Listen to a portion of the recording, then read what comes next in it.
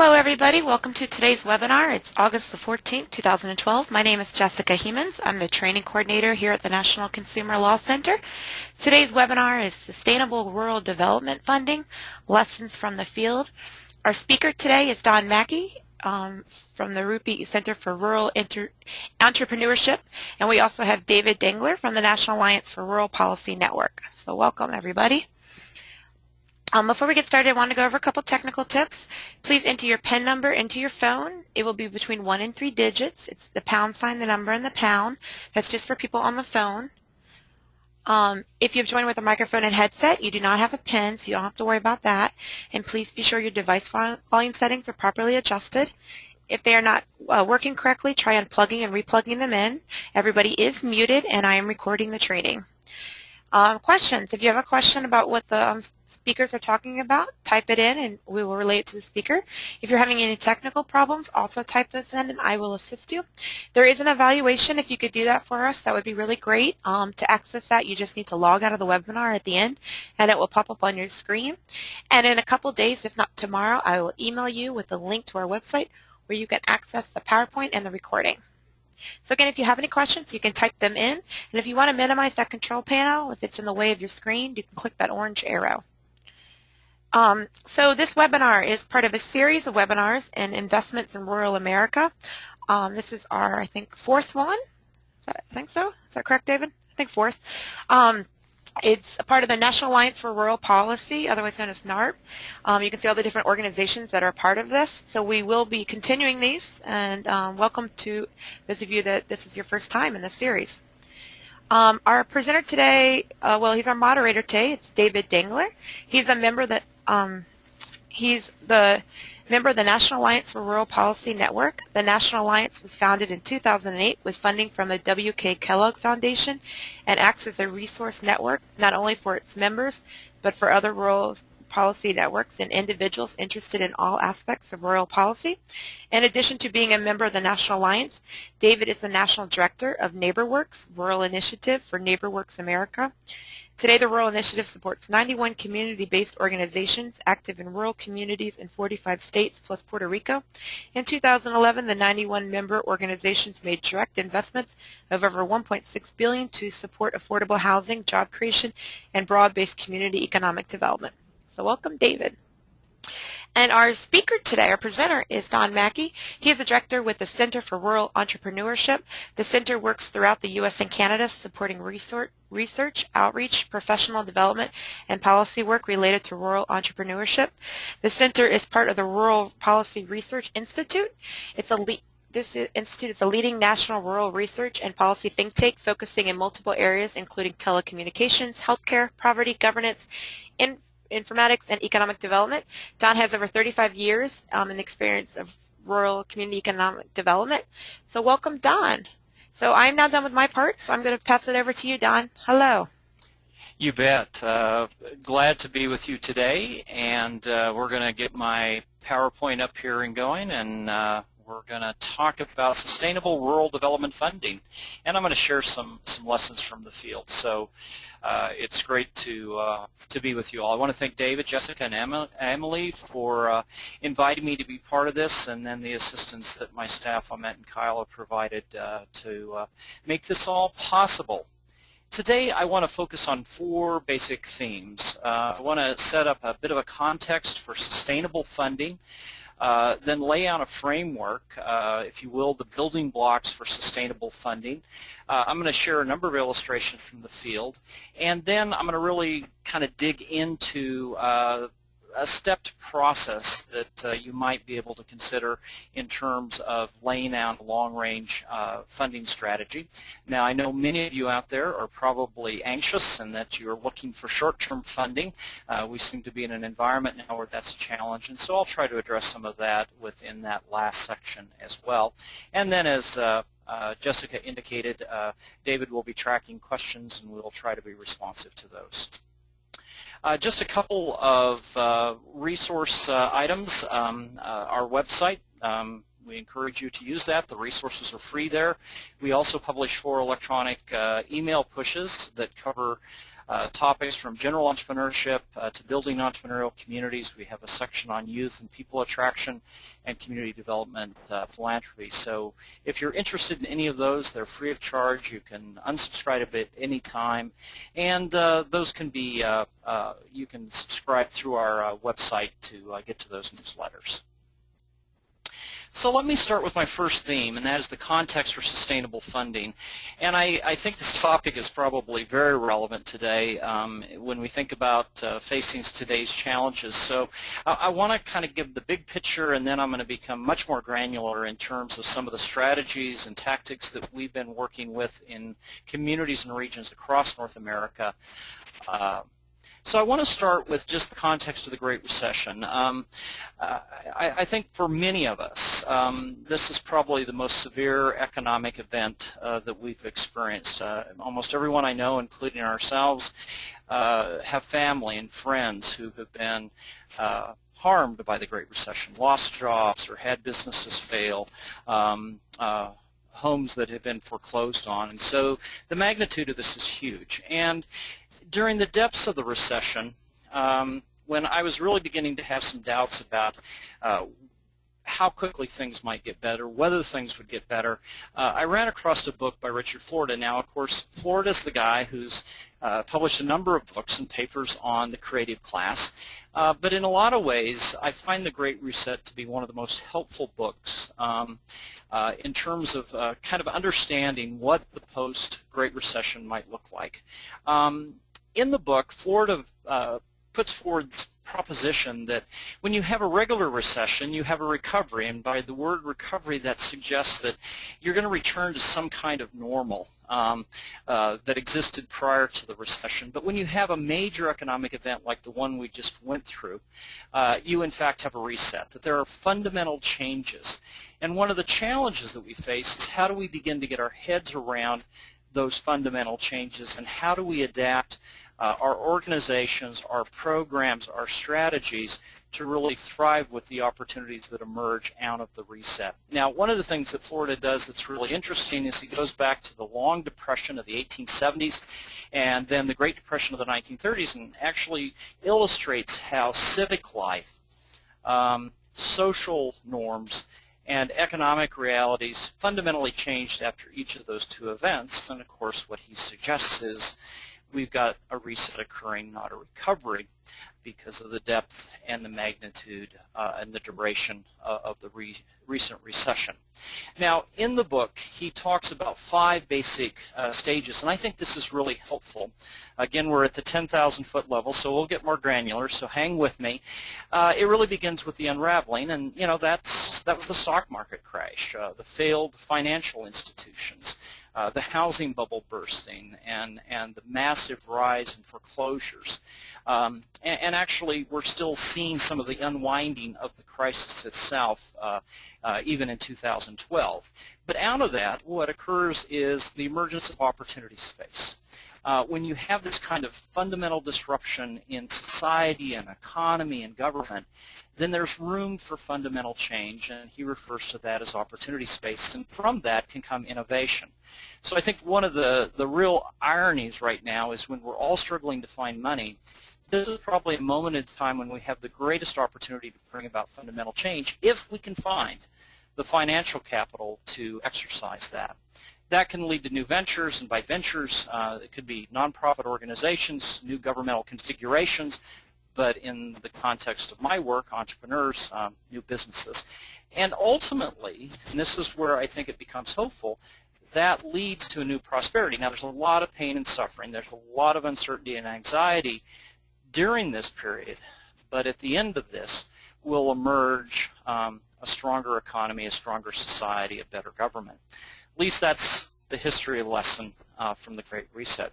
So with that as a bit of a context, you know, there's a whole bunch of things that are beginning to kind of swirl out there, and we're seeing this every day in the communities where we work.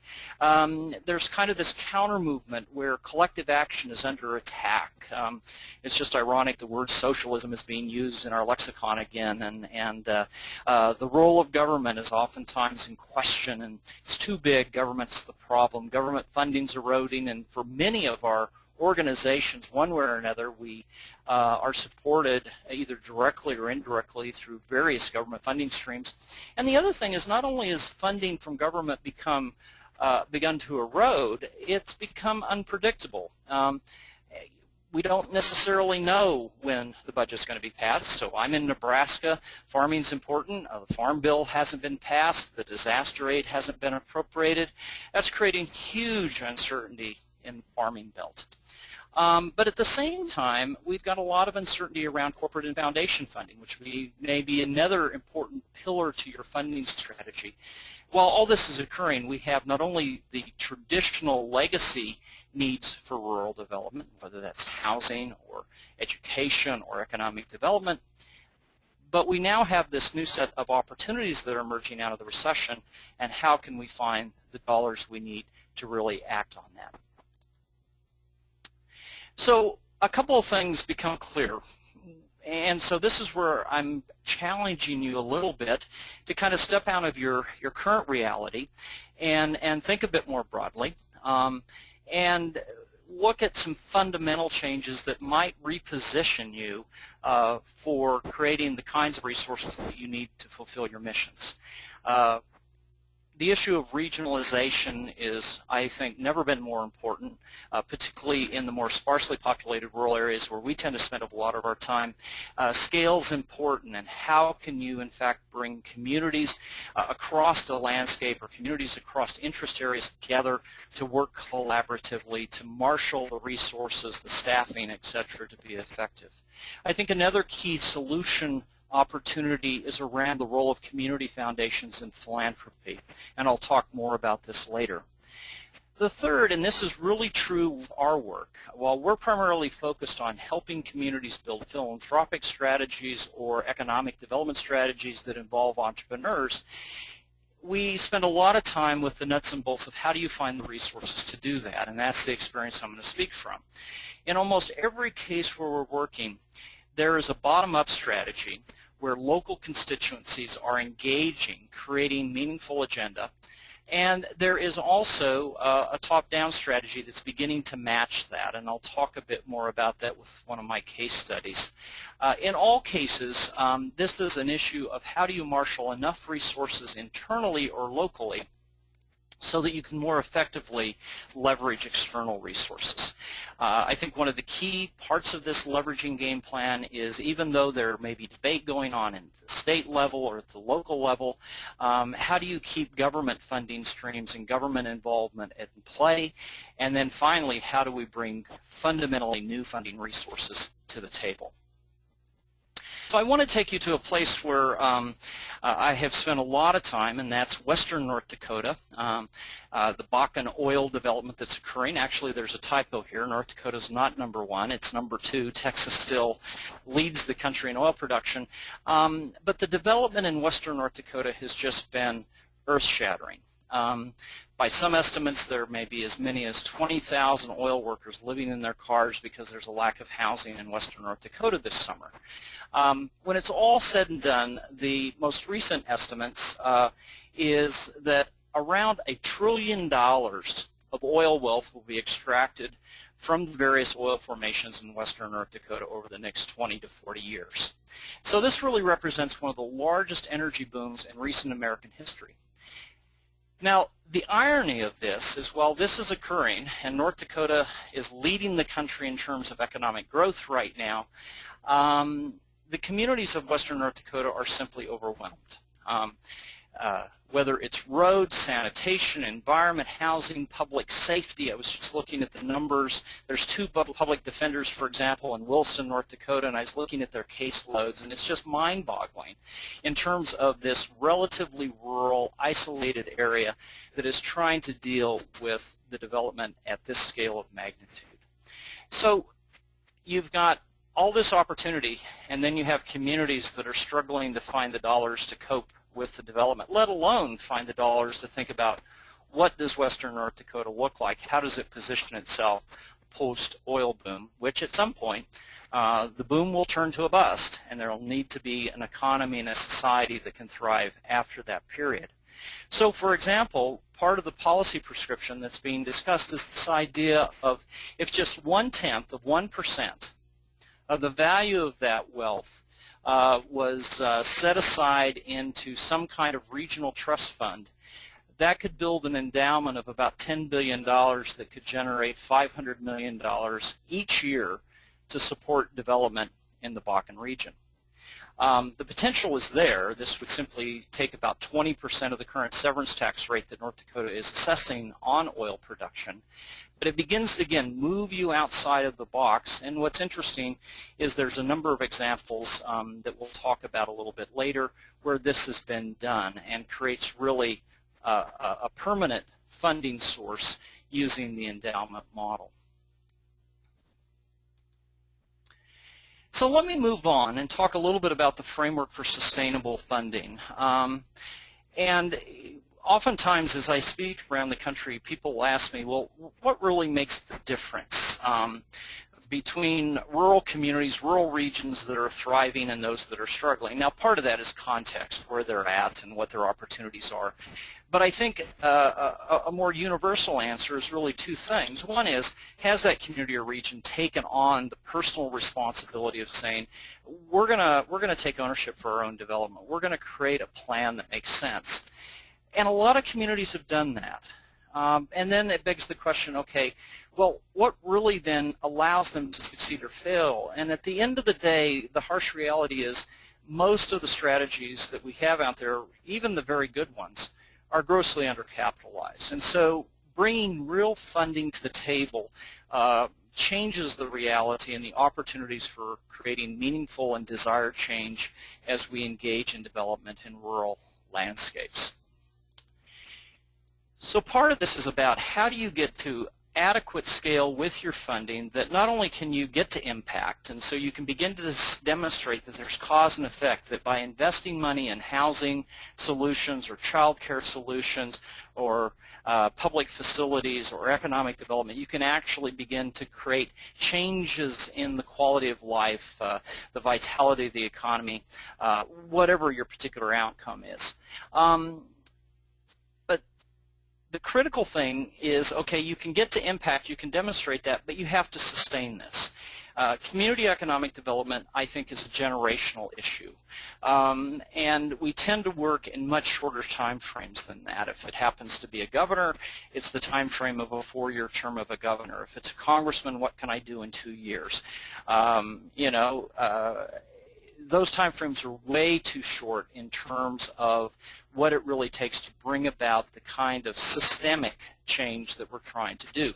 So creating a sustainability strategy in terms of predictable and robust funding becomes huge.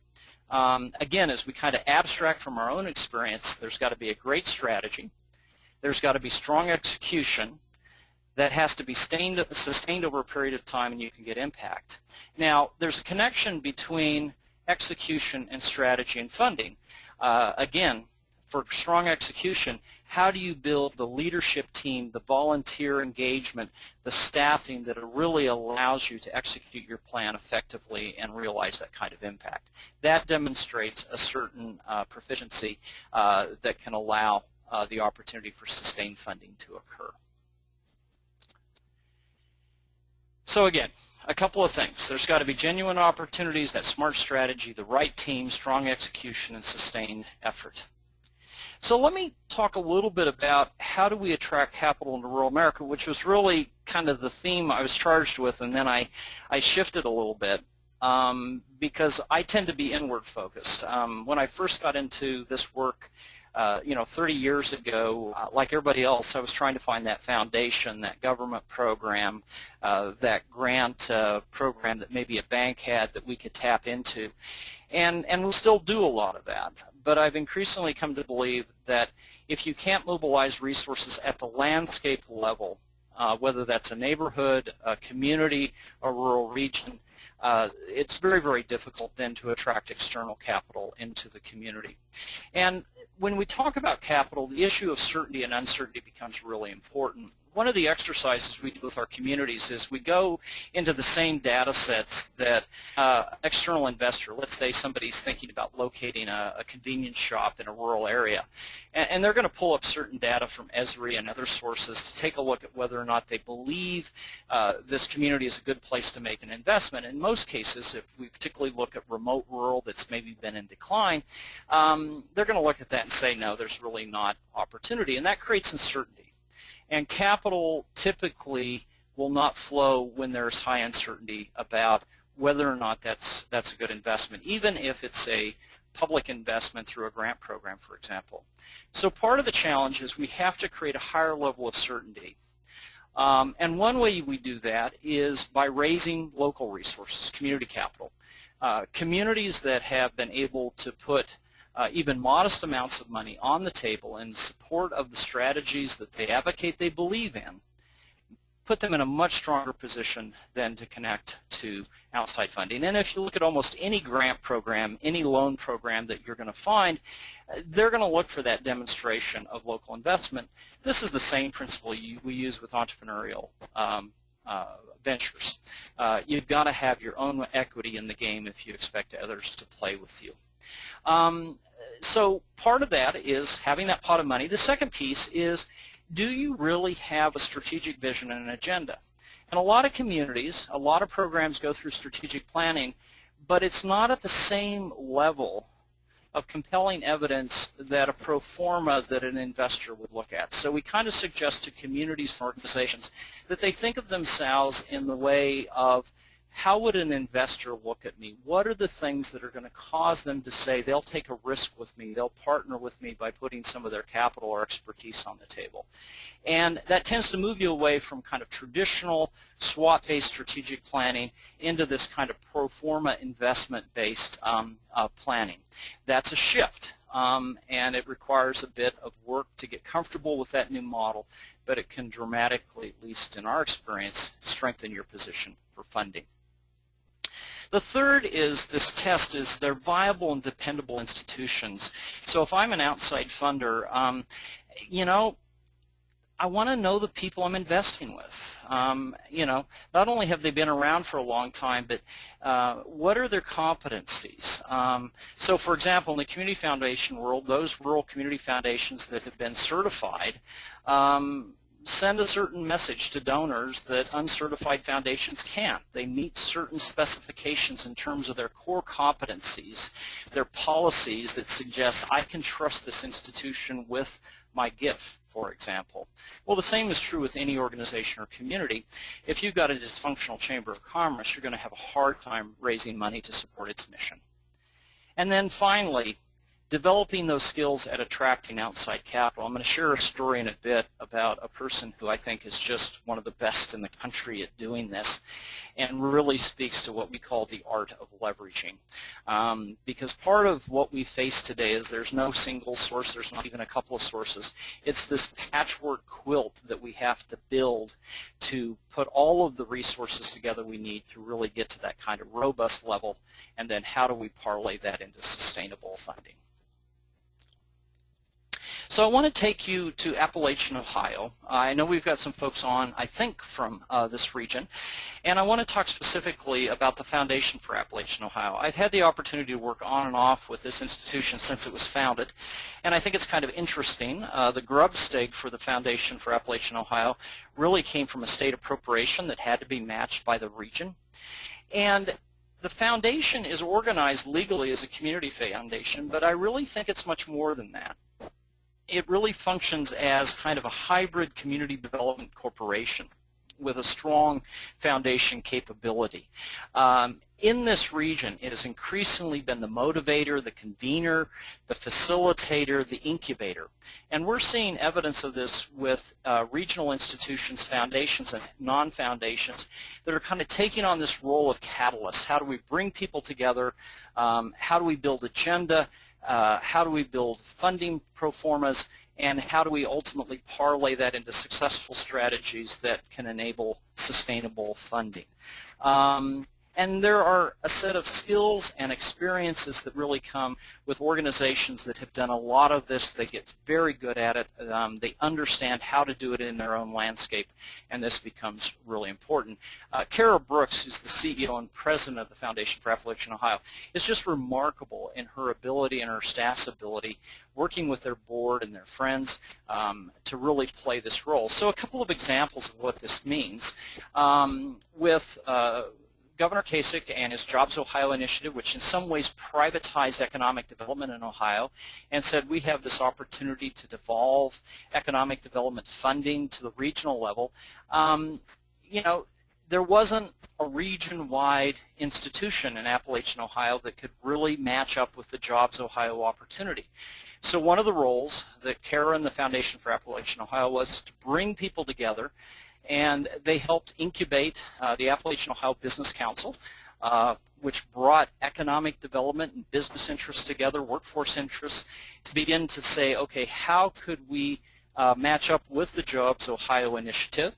That ultimately resulted in APEG, Appalachian Prosperity for Economic Growth, which is now a regional economic development corporation, but has positioned the region to really be in play with the new economic development strategy that is being implemented in Ohio. In doing so, it has built new institutional capacity. There are leaders who have gone through an education process. They have worked with legislators. They've now begun to hire professional staff, build program. That positions the region for a higher level of economic development. The second thing that FAO is looking at is how do you begin to expand local and regional legacy funding. I'll be talking a bit more about this. But this idea that building endowments is one way that we can all kind of get off the treadmill.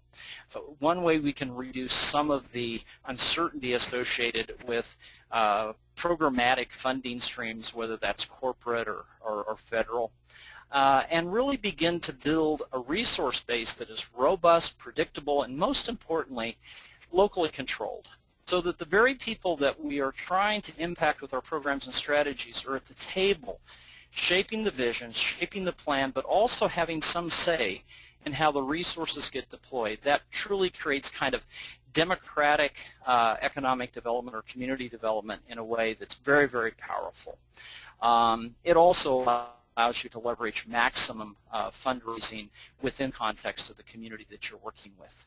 So part of what FA is working on is in the traditional community development sense or community foundation sense, you know, they build endowments, but they're saying we really want to not only help local communities, the affiliated fund model, build endowments, but we're going to build an endowment for the region.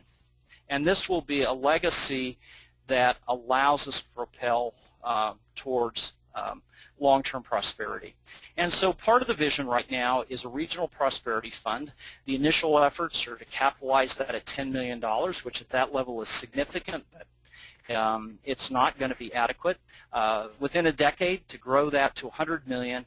And there's even this emerging vision that someday that could be $1 billion, primarily tied to the development of Utica natural gas and oil development that's occurring. The Utica Shale Formation, similar to the Marcellus Shale in Pennsylvania or the Bakken in North Dakota. And given the amount of reserves that are related, if just a small portion of that money was to come back, the potential to create $1 billion trust fund for this region would be doable. So again, there's this practical agenda that's proving up, demonstrating credibility, coupled with a very long-range vision to say, at $1 billion in the bank, we could be a real player. We could enable real change in this region that has struggled for prosperity since the decline of the coal industry many decades ago. A second example takes us to southeast Kansas. And southeast Kansas, in a lot of ways, is like Appalachian Ohio. There's something called Project 17, which stands for the 17 counties of southeast Kansas. 4 Kansas legislators came together with community leaders to say, this is the most economically distressed region in Kansas. It has the highest poverty levels, the highest high school dropout rates, high drug abuse and alcohol abuse issues, a whole set of things that are reflective of an economy that has been in decline for a long time. This area really began to decline after World War II when the mining industry began to close down. Got a bit of a resurgence with manufacturing, and then as manufacturing was offshored, was really hammered. So there is this emerging consortium called Project 17. They have documented a chronic need for development. They just secured one of the EDA, USDA Jobs Accelerator grants that was just announced. They've got this emerging regional collaboration, although they're struggling to learn how to work together because this is a region that's also divided by competition among communities and counties. But it's struggling right now under considerable uncertainty. One of the challenges the leaders face is they've got this emergent vision, they've got a little bit of capital, they've got this agenda that's coming together, but the general sense is, you know, they don't have the staying power. There's no precedent for this actually happening here, and so there's always the folks on the sidelines, sometimes at the table, who in the back of their mind or on their lips are saying, this will ultimately fail. And so part of the challenge is to overcome the inertia of that negative psychology. So part of it, and I'm going to then kind of explain how we would operationalize, is how do you lay in place a decade-long funding strategy and game plan that allows you to begin to demonstrate that you can bring about change, garner greater support, and ultimately move from this situation where it's an undercapitalized initiative to where it can really be sustainable. Now the jury's still out whether Project 17 and Southeast Kansas will be able to reach a tipping point and break out of the historical chronic decline that it's been in. And so this will be an interesting one to watch. And if you think about it in comparison to the Foundation for Appalachian Ohio, that initiative is about 10 years older than Southeast Kansas. So it kind of gives you the time frame of one that has kind of gotten to a certain point of sustainability and robust capabilities to one that is just beginning to move in that direction. So what are the building blocks for making this happen? And so I kind of want to share out this generational vision but bring it down to a 10-year plan. The U.S. Census Bureau defines a generation as 25 years. And I think that's really useful. So a lot of the scenario planning that we do with clients around the country, we actually go out 2 generations. So we'll go out to 2060, for example. And that's really useful because by going out to that longer time frame, you can really begin to comprehend that that is the time frame, that 25 years is the time frame it takes to really bring about systemic change. So if an area has been declining since World War II, you've got all this built up inertia. You've got now a culture that's rooted. You have a majority of people who have no memory of what prosperity looks like, and that is not going to change quickly. It's going to take a very concerted, robust effort to eventually begin to turn the tide. And so part of what we do when we work with stakeholders and funders and residents is we say, we really need to think about this in terms of a generational commitment. So if we think working on this 2 years is too hard, then maybe we ought to take stock of ourselves and say, no, this really needs to be something that we are going to commit to for a multi-decade period. Now, with that said, we can speculate, we can do scenarios to create vision. We really need to bring it back to an operational level, and that's where the 10-year capital plan comes in. So if you think about, okay, how do you get a region, a community, an organization on the path to more robust and sustainable funding and operation, we would suggest that there's 3 development phases. This is our nomenclature. You probably have your own, but I think you'll get an idea of how this might actually come together. The phase 1 is kind of getting up and going, and I would argue right now that in Project 17 in Southeast Kansas, they are right in the midst of this. They're 2 years in. They're still building consortium. They're building relationships. They're building agenda. They're finding initial capital. They're at that phase. Where if we look at Appalachian Ohio, they're really in phase 2. They've gone through that startup phase. Now they're still growing, and their vision will take them to further growth. But they're already in implementation, and the question is, how can they get to phase 3, which is to scale up their efforts and really begin to get to more universal impact.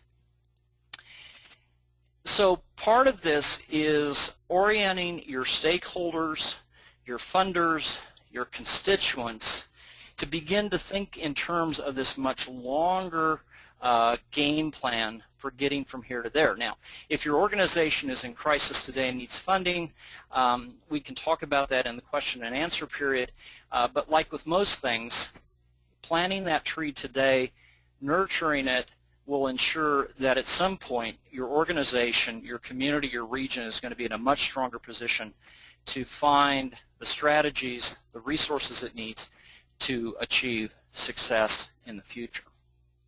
So let me kind of take you through a little more granular review of phase one. This is probably the most exciting period because generally something has sparked a community and an organization to think fundamentally different, to say we've got to act, and oftentimes that's a crisis. In a lot of communities, it may be a major employer has closed, and so there's this economic event. Because of the Great Recession, most of us across the country have had some experience with that kind of 2x4 across the forehead moment that says, man, the world has changed and maybe we ought to think a little differently, which opens up space to really do visioning and planning in ways that you can't do when people are kind of locked into the status quo, whether that's decline or a place that is doing well. And so typically this is raising the initial grub stake. So if we go back to Jeff Tucker, and Jeff is with an institute at Kansas State University that's providing staffing to Project 17. Immediately as that initiative was starting to take shape and there was ownership for it, they had to find a grub stake. How do you provide the initial seed capital? So if we think about a startup business, this is that initial infusion of capital that allows you to get to that point where you can begin to actually do something. And in Jeff's case, it was a two-part strategy. One, or the foundation of that, let me back up a little bit, was the commitment on the part of communities to say we're going to be part of this, taking that through the legislature to the governor to say the state needs to put some money into this, and then using that commitment to leverage to secure the Economic Development Administration and the USDA Rural Development Grant, a job accelerator that they just were announced on. Now, with that all said and done, that gives them about $2 million over 2 years to get something up and going. It doesn't provide them a long enough runtime. But with the initial grub stake, you can leverage some grant funding. And so part of the strategy, there's a standing working group in Project 17 that will be, from day one, focused on how do we begin to layer additional resources, how can we take this $2 million and parlay deeper community commitment, deeper in-region commitment, and at the same time use that then to leverage maybe corporate support to build out that resource to stretch the timeline. Part of this will be redirecting existing resources. A great deal of money is spent in most rural areas on community economic development. In southeast Kansas, a great deal of money is spent on business attraction, and it's really not a very attractive place for recruiting industry. So part of the strategy will be to maybe pivot some of that money, some of that talent, to focus on grassroots entrepreneurship development, which may offer greater potential. That's my opinion. The group will need to decide. But redirecting existing resources does two things during the startup phase.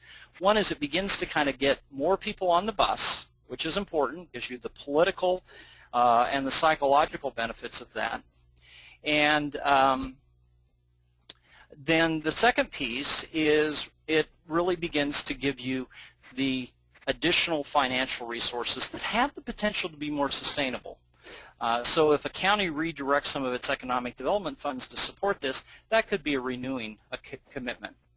And then the final piece is how do we actually bring new stakeholders and funders to the table? This is that leveraging piece, so that as you begin to prove up, you can broaden, if you will, the partnership. Now, this is all very development-intensive work. It requires a certain level of sophistication, and that's one of the challenges, is how do you acquire that quickly enough so that you can affect the kind of changes you want. The second is phase two, is implementation, and then I'm going to show you a visual of this. And what we typically find is if the kind of phase one is 1 to 3 years, whether you're in a new programmatic startup or you're trying to reposition an existing organization that's maybe takes some funding hits, or you're trying to go to that next level, the following kinds of things begin to come into play. We really encourage our organizations and communities to think about stakeholders and underwriters. Who are the people, who are the organizations in the landscape, in the field of interest, that really have a deep self-interest? And this really begins to connect with the whole donor development model under the Community Foundation.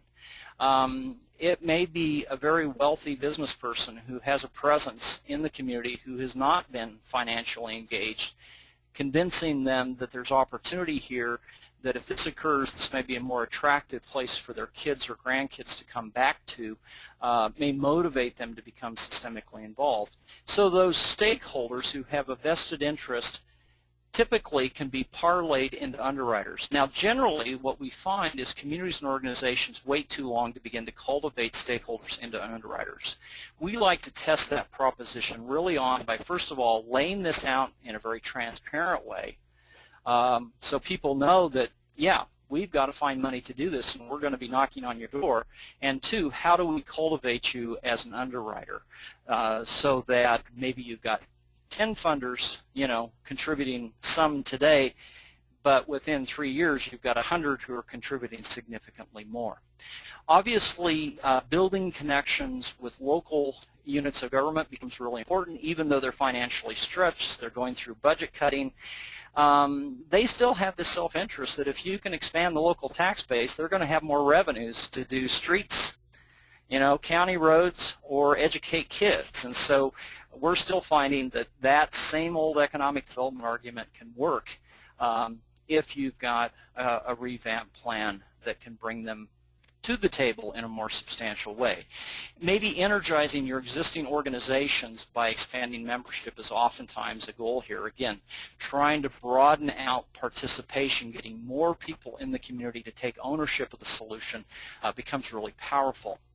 At this stage, maximizing outside funding is there because chances are the agenda is growing faster, the opportunities are growing faster than you have resources, and so you're undercapitalized but in a growth mode. And so being very proactive about locking into every potential outside funding source becomes important. So typically in a landscape where we're working, we'll map that out and say, okay, how often can we go back to this funding source? How do we cultivate this funding source so that it becomes bigger? So there's a master plan to really optimize your outside funding opportunities. And then finally, if your relationship with your local jurisdictions is strong enough, are there opportunities to actually enact local option taxes? In my home state of Nebraska, we can pass a sales tax for community economic development, and even in these difficult times, we have communities that are doing that because of the compelling case, the number of people who are engaged. So if you think about it, the first phase, 1 to 3 years, this second phase really takes but at this point in time, probably every year you're seeing kind of a doubling in capacity and effort where you're always reaching for more than you have the resources to do it with. So there's this kind of constant shortage of resources. If you talk to Kara, there's this tired look sometimes in her face where the agenda is bigger than the funding, and how do you make this all work? It can be rather stressful, and in terms of the leadership team that is trying to make this happen. And then finally, scale up and impact, phase 3. And this is where I want to spend a little bit of time, and then we'll go right to questions. This is where you really take it to level. And one of the challenges with any kind of government-supported or even foundation-supported programs is the funding isn't tied to the opportunity or the demand. It's simply set at a certain level and then increases based on inflation or some other formula. Nevertheless, establishing budget lines within local funding jurisdictions, state funding jurisdictions, and the like becomes really important. Where we can do it, we clearly look at dedicated tax sources. borrowing from economic development corporations and universities. We really like the idea of capitalization campaigns where you actually go out there with a pro forma and say, if we can raise this money, we can do this. I've seen very rural places raise $10 million in 2-3 years to capitalize a program for 5 years. It's a way to create excitement and marketing and branding. Typically you're going to pursue additional external grants, but in this case now that becomes a minority source of your funding. And your underwriters become legacy donors. So instead of making that annual commitment, some of them actually step up and begin to make a planned gift that is leaving part of their wealth with you that you can begin to manage. In economic development terms, donors are oftentimes also angel investors. So if you're working on the private economic development side of this, you may want to keep that in mind. So here's just a visualization. This is actually the visualization for the Strom Center for Entrepreneurship and Innovation at Dickinson State University in Southwest North Dakota. And it kind of lays out, initial startup funding. They were very good at attracting external grants from both foundations and government sources. By year 3, they were able to achieve institutional funding out of their home university. And then as they began to go forward, the plan is, and has had success with this, of bringing area underwriters into play. Then by the time you get into years 5 and 6, you can really begin to say, okay, how do some of those underwriters become endowment donors, where they're beginning to build that corpus that you can draw on. And then depending upon your programs, you may have the opportunity, because you're now providing services that have additional value, you can begin generating fee income. So this is just a visualization for one institution. Every organization or community that we work with has a little different composition based on their opportunities, their needs, and what they're doing. But it gives you an idea that you now have a 10-year roadmap. You now have some benchmarks that you can use to say, not only are we beginning to exploit all of these opportunities, but we're expanding, the funding base so that we have more resources to work with. And some of those are becoming either reoccurring or permanently endowed. So let me talk a little bit about development endowments. If you think about it, universities do this, hospitals do it, public libraries do it. I really think that if you have not considered an endowment, you should, and I want to share a few examples with that. This is just a chart that Ahmed has prepared. It shows the progression in current household wealth between 1945 and 1990. And the United States, on average, has been remarkable in its ability to create household wealth. But then I want to kind of show you the, got off my key there. There we go.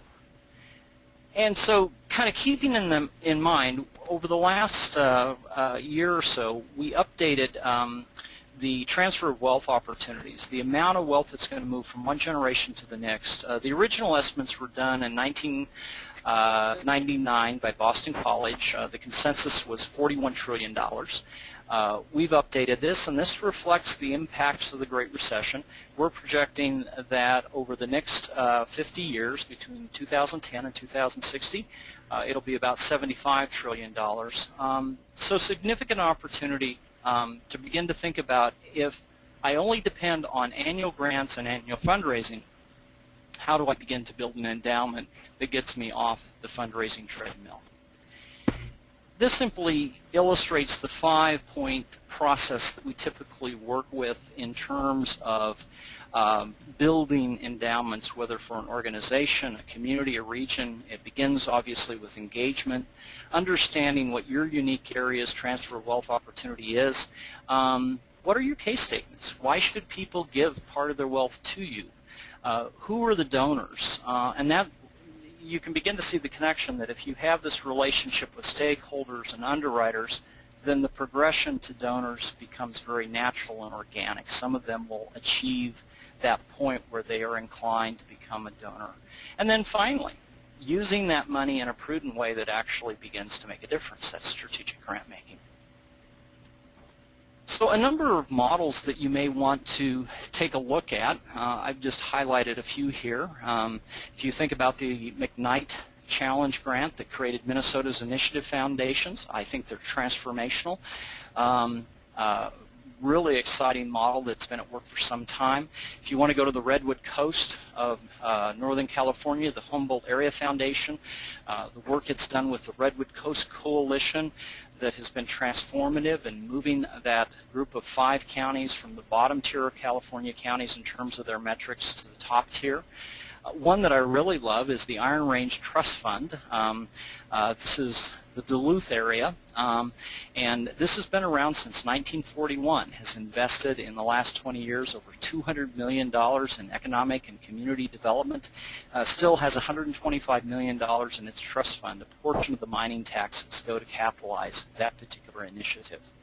Or a story that you've probably read about, Tupelo's Impact Foundation, that has been transformative in repositioning Tupelo, Mississippi over the years. The Nebraska Community Foundation, an organization that I helped start, very passionate about, that has really connected with very, very small farm-based communities, communities where gifts of grain and other commodities.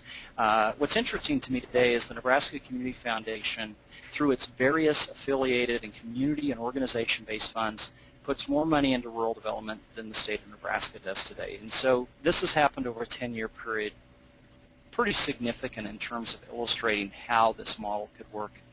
And then finally, one that we're doing research on right now, the whole North Sea Oil and Norway's Trust Fund, a fabulous public policy and model for how you can take one-time wealth and position it in a way that it's going to ensure long-term prosperity for a community.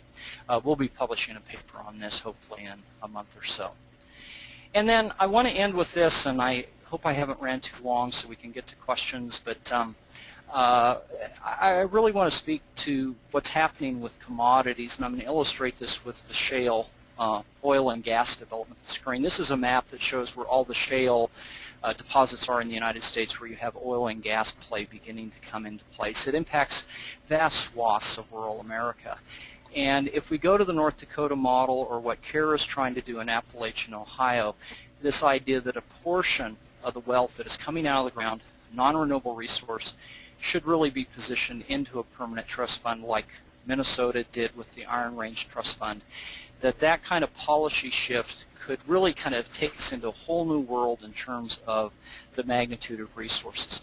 Now, in other parts of the country, it's different commodity resources. All are seeing value rises because of rising rural population relative to supply. This could be a real source, but again, it's going to stretch us a bit beyond where we've been. So let me stop with there, and David, we're going to get into questions. You bet. I see that we've got one posted. There was a question, where is money coming from specifically to build the endowment in Ohio? Part of it is the vision that's emerging is that energy companies, royalty owners, are going to be part of this. So the individuals who own the mineral rights, the idea that they could give part of that wealth back, getting the companies involved in the Utica shale play involved in supporting. Clearly corporations that are going to be part, if you think about it, they're projecting, according to Ohio State, 65,000 new workers in the shale play in Ohio. That means a lot of companies are going to generate a lot of profits. How do they contribute? And then finally, and most importantly, as Governor Kasich and the Ohio legislature consider instituting a severance tax on energy that's being produced, a portion of that being dedicated to a trust fund. So that's the game plan. It's obviously more sophisticated than my quick response, but it gives you a feel. Don, that's very helpful. This is David. I'm just wondering from a policy standpoint, if you could explore with us a little bit. I mean, this is very tantalizing, especially to conclude with this map, which is really sort of underscores a theme that many of us working in rural areas have felt for a long time, which is that rural America has so many of the assets, the resource assets that the country depends upon. And I would sort of suggest that maybe one thing to look over our shoulder and see a geyser or the equivalent of one, right, of a resource has just been discovered. And I'm wondering in terms of the timing and the policy implications for, setting up the enabling legislation or whatever to make sure that that 0.1% actually is directed to, various community needs. Have you, besides the Iron Range example, has there been any thinking about sort of policy templates or procedural manuals of how we might sort of think about this and get the wheels turning? Yeah, great question, David. It's very emergent, and it's kind of ironic in the sense that this is such a huge development, yet I think most of us don't really appreciate it. At least I didn't. Even though I'd been working up in North Dakota for the last 15 years, the whole Bakken energy boom just totally caught me by surprise at the pace and the magnitude of it. And so I think what's happening, whether you're in southwestern Colorado or parts of Texas and Oklahoma, Pennsylvania with the Marsala, New York's thinking about lifting their drilling ban, whether you agree with the technology or not, this is beginning to happen. And so what we're really encouraging is that people begin to organize now if you've got this. So first of all, you have to understand what commodity resources are likely to see significant growth in your rural corner of the world, and then this principle of some kind of severance tax and a portion of that coming back into a regional endowment. So there's some basic building blocks. To go to your question about guides, what we're doing right now is organizing a national network of researchers and policymakers in this area. We've been, with the help of the Bush Foundation out of Minneapolis, St. Paul, begun to flag who's doing work. I would hope by the time we get into 2013 there's going to be some resources that are going to be available to folks. In the meantime, if they're interested, just drop me an email and we'll add you to our communication network around this topic. But for a lot of landscapes, this could be a deal changer if we're willing to think about it and then look to the models on how other parts of the country and the world have really addressed resources. Great models out of Indian country and Native American nations in terms of regional or tribal corporations and trust funds. Well, that strikes me as something that would be really helpful, Don, and I know that the National Alliance for Rural Policy would like to work with you on this in terms of follow-up, just so that we can get more examples out in front of folks. We have so little time left, and that really just flew by, that presentation time, and I thank you so much.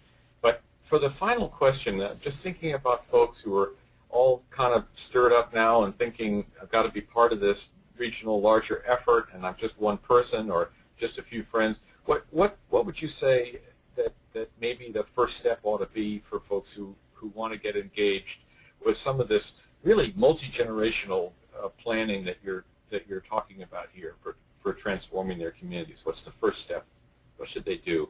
Well, I think depending on where you're at in the country, chances are good that there are models out there that you could go look at. And so one of the first things I encourage folks to do is, if you're interested in this, do a little bit of networking. We would be happy to direct you to models. But to take a look at some of the folks who have pioneered this. And so if you're in farming country, go visit Bob Sutton in South Dakota and how they do it in South Dakota. Not a wealthy place, but foundations and endowments are playing a massive and increasing role. If you're in the oil shale or natural gas shale play, we can suggest other places that you would look at. But I think that can be the most powerful, to really go visit somebody who's been doing it, how they did it, how they communicated it to constituencies. I think that can really give you a strong basis of understanding from which you can begin to then do the hard work of trying to craft a strategy and making it happen. All right, great. And we'll create some space on the upcoming Rural Exchange platform for other folks to join in a conversation so we can compare notes. Thank you so much. We're out of time. Jessica, I know you wanted to say a final word to folks. Yeah, thank you, David. Let me just go to my slides. So just to remind people, this is a series. We will do another one in September. We're doing a monthly now. So pretty soon, once we finalize that date, I will send you all an invitation so you can register for that. And please do the evaluation for us. It's always helpful for us to know how the webinar went, what your thoughts are, and if you have suggestions for future topics. To access the evaluation, you just X out of the webinar after I'm done speaking, and it will pop up on your screen. And in a couple days, if not tomorrow, I will email you with a link to our website where you can download the PowerPoint and recording. And thank you very much to Don and David. It was great working with you. You bet.